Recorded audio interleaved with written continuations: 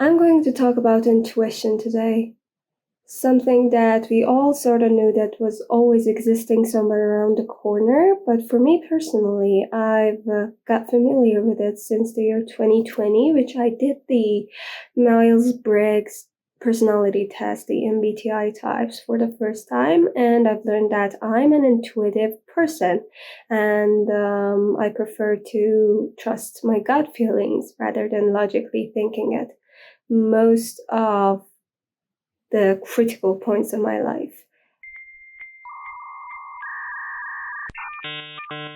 Many of my favorite celebrities have said that they've used their intuition a lot throughout their lives, and whenever they've trusted it, the result was the best for them. I sort of knew that somewhere deep in my heart. I've done it rather intentionally or unintentionally, like trusting my gut has been always there for me, but I really wanted to know what it is. Is it that whimsical and magical that we always think of? Is it really just a feeling that comes out of nowhere? Of course it's not, but I really want to get into it. Not that deep though, just scratching the surface, and we might get deeper later, but I think I personally need to know the basics about intuition, what it is, where in our brain is functioning when we are using it, and stuff like that. But in advance, I want to apologize for my voice. I've been sick this past week. It's the second time I got sick this autumn, and it's really a nerve-wracking process. I'm sure you're all familiar with that, so I just wanted to apologize about my voice, and that's all. To start, let's define intuition and see what it is actually. It says that intuition is often described as the ability to understand something immediately without the need for conscious reasoning. It is a form of gut feeling or instinct. So, instinct and gut feeling are basically the terms that can be used interchangeably. I don't know if they can be used interchangeably, but they can be used to imply the meaning of intuition. So, it's basically that you understand something immediately without getting deep and needing to use that much energy to think about it, and you are basically doing it subconsciously. It's like without the need for conscious reasoning. So, to this point, we've learned that we do the intuitive thinking without having to relate to our conscious mind, and we do it subconsciously. But what are the other differences between this intuitive thinking and logical reasoning that we are completely familiar with? I mean, analyzing the data and coming to a conclusion based on that. That is the deep thinking that we know about, the thinking that we do rather than referring to our gut feelings. So we have logical reasoning and we have intuitive thinking. What is the difference between them? This is referring to our subconscious mind. This is based on our conscious mind. But what are the other differences? Basically, this one, the logical reasoning, is slow and deliberate, while this one, the intuitive thinking, is fast and automatic. A common misconception that we all have faced once and might have thought about is basically viewing intuition as purely rational and mystical. But a few years ago, I had this epiphany that it is in fact grounded in my past experiences and the knowledge I gained consciously or subconsciously. Those experiences and the knowledge that I've mentioned, I believe, form a learning pattern, a learned pattern in our subconscious mind, that intuition uses that actually to make decisions. As I've mentioned, I've been called an intuitive person in the Myers-Briggs personality type test since the year 2020. I've done it a few more times, and I've always been an N. The second letter has always been an N, once an S, but that wasn't the website I've usually used.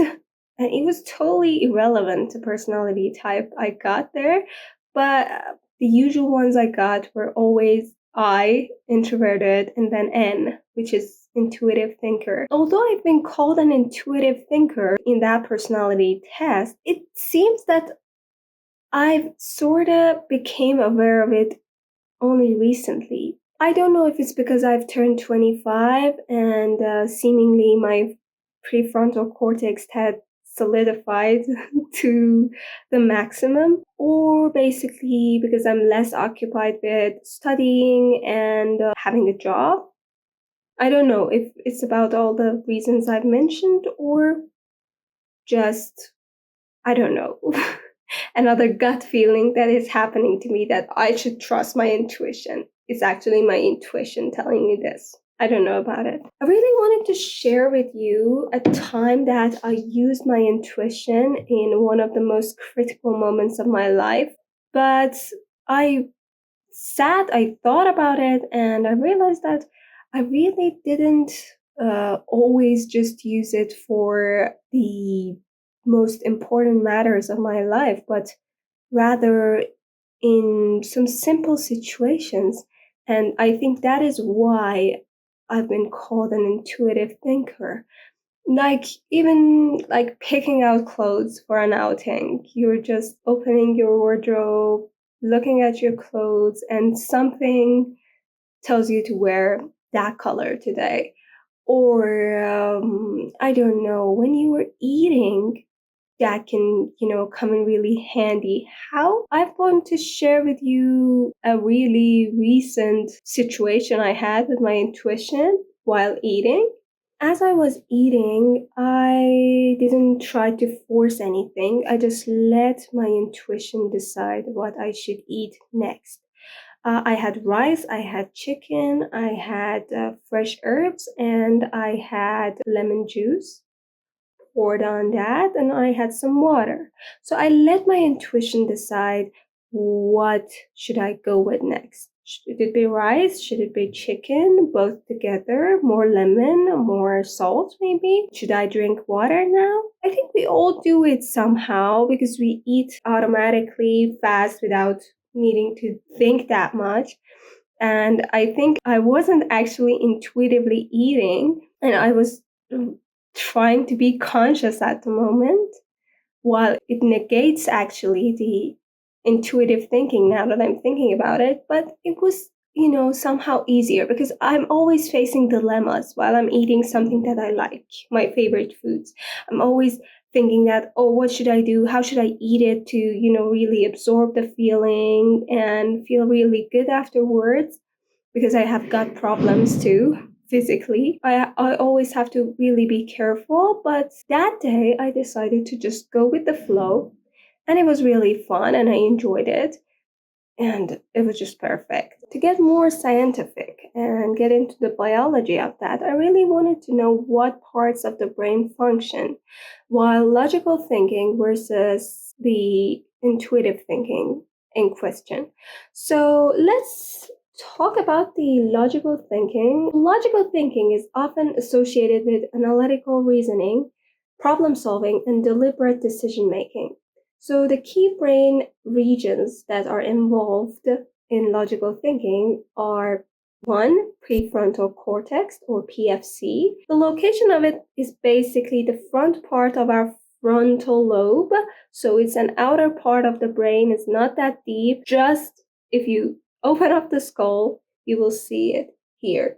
And basically the function of it is that it is responsible for higher order cognitive functions such as planning, decision making, and reasoning. The PFC is activated during tasks that require careful analysis and logical reasoning. So basically, when we are digging deeply into something, analyzing everything, evaluating and assessing every possible option, that is when we are using our prefrontal cortex in our frontal lobe. Then we have parietal. I don't know if I am pronouncing it right. Let's check. Parietal. Yes, parietal lobe.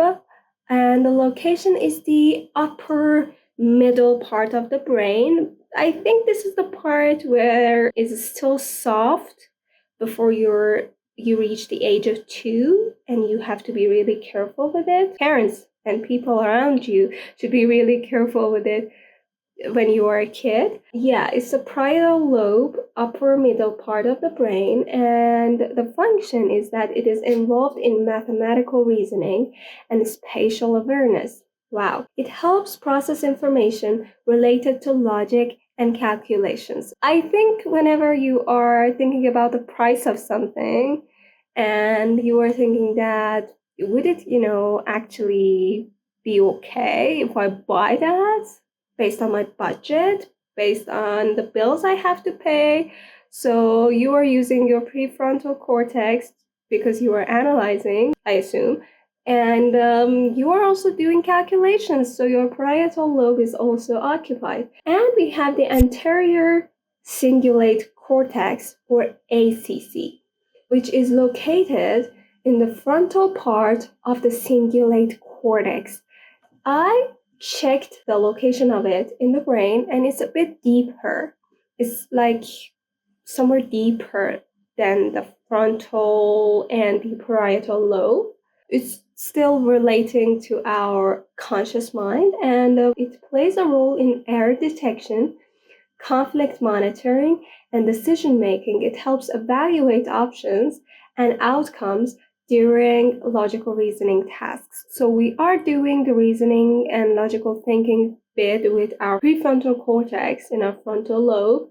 And this anterior cingulate cortex, which is deeper, is basically checking out for errors. We are making decisions. The decision probably is made here. It goes deeper. This part, the ACC is analyzing if there are any errors, if there are any conflicts, and it really evaluates the options and really leads you to that final conclusion you want to come to. And the thing is that I think it's related to critical thinking, because I've looked critical thinking definition up also, and it was just basically evaluating the options and choosing the best one. So I think this ACC part is in charge of critical thinking. Here we come to the intuitive thinking. Intuitive thinking is more automatic and often relies on subconscious processes. Key brain regions involved include amygdala. Again, let me check the pronunciation. Amygdala.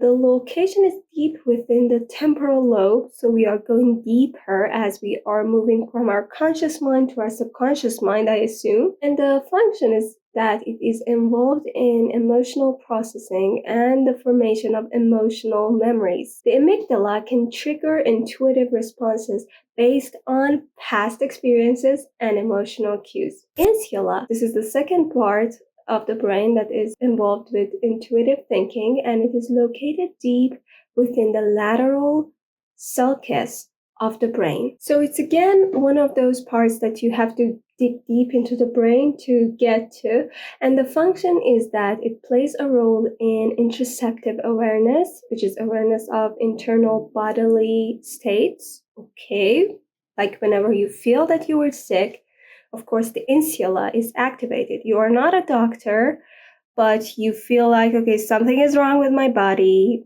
I don't know what it is. Or I think, because for me, it happens a lot that I just am like, okay, this kind of stomach ache is for the times that I'm hungry. But this type of a stomach ache, I usually feel it when I have drunk too much water. So basically, I think it can be related with that. And the insula can help generate gut feelings that contribute to intuition. And we have basal ganglia. It's a group of nuclei located at the base of the forebrain. And the function is that it is involved in habit formation and automatic processes. The basal ganglia help facilitate intuitive responses based on learned patterns and experiences. I think the more we come out and we talk about the outer parts of the brain, we are talking about the conscious mind and the logical reasoning. And the more we go deeper, the more subconscious we become. Basically, the three main parts were amygdala, that was involved with our emotions and memories. Insula, which was about the internal bodily states and emotional experiences again. And the insula can help generate gut feelings. And basal ganglia, which was very crucial in habit formation and learned patterns.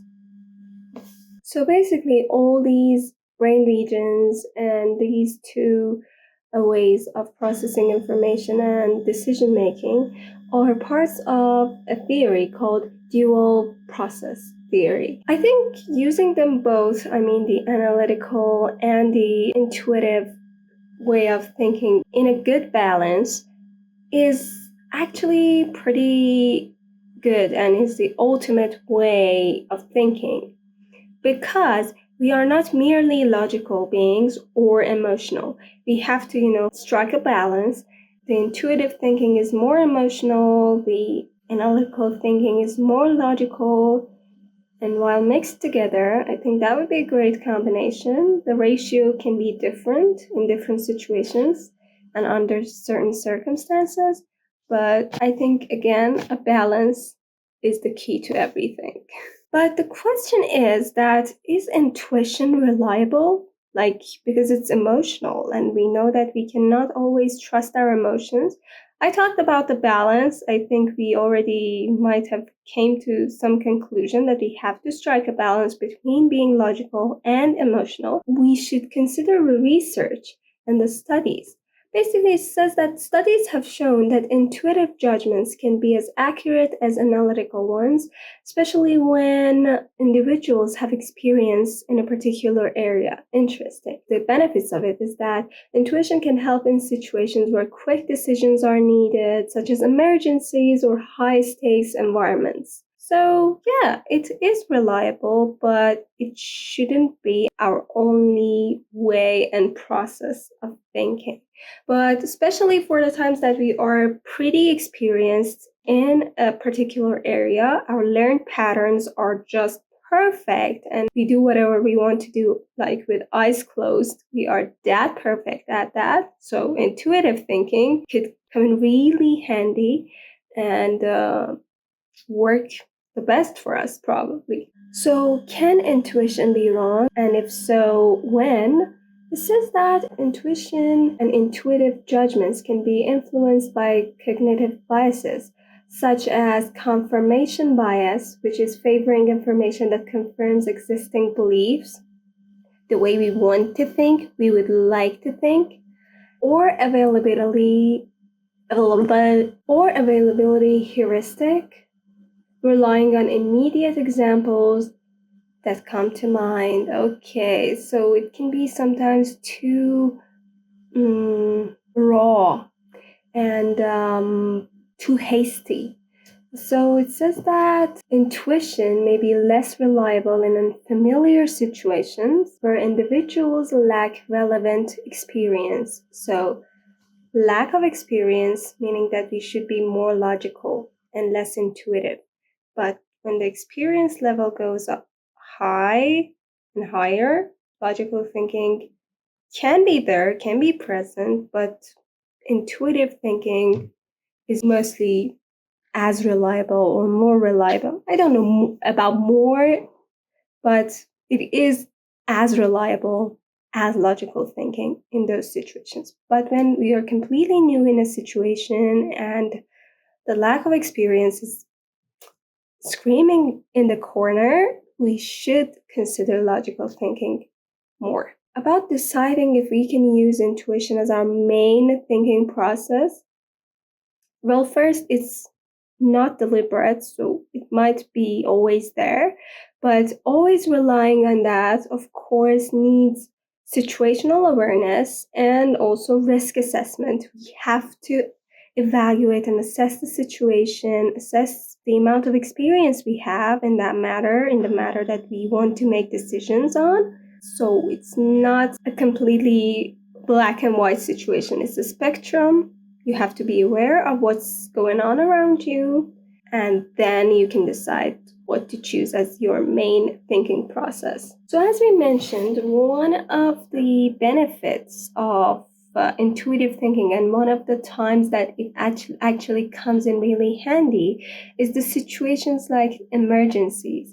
So how can we really trust that the feeling that we are getting at the moment, especially in emergencies, is really what our intuition is telling us, and it's not just too emotional or maybe wrong?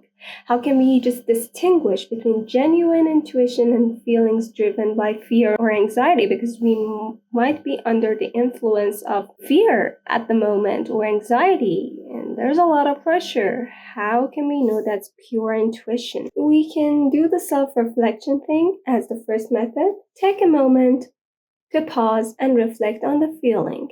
Ask yourself what you are feeling and why. Is it based on past experiences, or is it a reaction to a current situation? Yeah, just a moment of pause. It's really hard, though. I find it really hard. Identify triggers. Consider what triggered the feeling. Genuine intuition often arises from a sense of familiarity or recognition, while fear or anxiety might stem from specific stressors or uncertainties. Yeah, we all know when we are uncertain, so I think that wouldn't be hard. So that is the self-reflection. The second method is physical sensations. The first part of that is body awareness. Pay attention to physical sensations. Genuine intuition may manifest as a calm, clear feeling or a sense of certainty in your gut actually is happening there. In contrast, fear or anxiety often involves tension, restlessness, or a racing heart. Wow, if your heart is involved, it might not be intuition. And mindfulness practices. Okay, but before, I want to know, how is it exactly related to our gut? Well, apparently there's a gut-brain axis. Weird. It says that the gut-brain axis is a bidirectional communication network linking the gastrointestinal system and the brain. This connection allows for the exchange of information between the gut and the central nervous system. Neural pathways. One of the longest nerves in the body plays a crucial role in this communication. It transmits signals from the gut to the brain, influencing emotional and cognitive processes. Wow! And it is also talking about the gut microbiome. The gut is home to trillions of microorganisms that make up the gut microbiome. These microbes can produce neurotransmitters and other chemicals that affect mood, cognition, and behavior. Whoa. A healthy gut microbiome can enhance emotional well-being and therefore cognitive function, potentially supporting intuitive thinking. Imbalances in gut health can lead to anxiety and stress, which may impair intuition. Wow. I have a lot of gut problems. I haven't clinically tested them. I'm so sorry. But, my gut needs a lot of care and attention. So that explains why I'm an anxious person, probably. And well, I have to have a healthy gut to have a healthy intuition, because I'm an intuitive person. I need to be more careful with my gut, because apparently there's a real connection there. These are the two reasons I was looking for, physically explained. Why do we say gut feelings? So we can get back to the distinguishing process. Another way to distinguish is contextual analysis. Evaluate the situation. Consider the context of the decision. Is it a familiar situation where you have past experience, or is it entirely new? Intuition is often more reliable in familiar contexts. Assess the stakes. Reflect on the potential consequences of your decision. High-stakes situations may heighten anxiety, making it harder to discern intuition from fear. So You have to reflect on the consequences. It's so hard because you are under a lot of pressure, so you have to be logical even when you want to trust your gut. I believe there's totally a back and forth type of situation. Emotional clarity. Identify underlying emotions. Explore whether the feeling is rooted in fear or failure, rejection or loss. Genuine intuition is typically free from these emotional burdens and is more about insight than fear. So you are not fearing it when you are referring to your intuition. Journaling. Wow, that gives you emotional clarity. Write down your thoughts and feelings about the situation. This can help clarify whether your feelings are intuitive insights or anxiety-driven reactions. I think this cannot be executed when you are under a lot of pressure to sit and journal. But the thing is that we can always prep our mind for these situations. We can do the journaling prior to any emergencies. We don't know when the emergencies arise. We can do it as a daily practice probably. So we are trained enough and we are more emotionally and mentally aware of ourselves. And we might actually be more swift in those situations to realize if we are like under the influence of fear or it is our intuition talking. It says seek external perspectives, talk to trusted others, discuss your feelings with trusted friends or mentors. They can provide an outside perspective that might help you see the situation more clearly. Very good. That actually brings you more familiarity, therefore you can trust your gut better and easier. Gather information. Sometimes gathering more information about the situation can help alleviate anxiety and allow your intuition to emerge more clearly. Again, this is, I think, for the times that you have more time to evaluate the situation, kind of sit back, get logical a little bit, until you gather enough information and you form the patterns deep in your brain, then you can start to notice and pay attention to what your gut is saying. And the last one, trust your gut. Practice trusting your intuition. So practicing, very good. Sorry, I'm just a guru at this point because I predicted that. Over time, as you become more attuned to your intuition, it will become easier to recognize. Yeah, the feeling becomes more familiar. Start with small decisions and observe the outcomes, like eating, okay? Reflecting on whether your feelings were accurate. Recognize patterns. Pay attention to past instances where you've relied on intuition versus fear. This can help you learn to identify which feelings were genuine and which were influenced by anxiety. I've learned it over the course of the past few years. It's a good wrap up also for this whole episode we have together. As much as our muscles need to be toned and need to be, not just for the toning sake, just for like being powerful enough to live through the life and physically, we need to work out and really make our muscles ready for like any hard physical situation or even the normal ones, the daily ones. So as much as our real muscles here need to be worked on, our brain needs to be worked on that much. I think personally, I think like, okay, I'm here with a brain. My brain has to know everything, but it needs to be actually taught. It is as raw as my other parts in my body. So it needs to be actually trained. I was looking for this word the whole time. It actually needs to be trained how to think, trained how to think, how to react. And we shouldn't expect from our brain to always be ready and swift and totally aware of what is going on. It is as clueless as we are. So basically, we have to train that so we can trust that as we train our muscles, so we trust them later on in life when we want to do something that needs power. So that is exactly the point of this episode, I think, to train our brain. Intuition can be good. We shouldn't take logical reasoning for granted, of course, but intuition can be good. But it is not the best when we start with it. We have to train our brain. We have to see and reflect on ourselves. I'm not giving you tips. It's just for me personally. I have to see, reflect on myself, and play with the intuition to learn the details and to be more comfortable with it when I'm making decisions.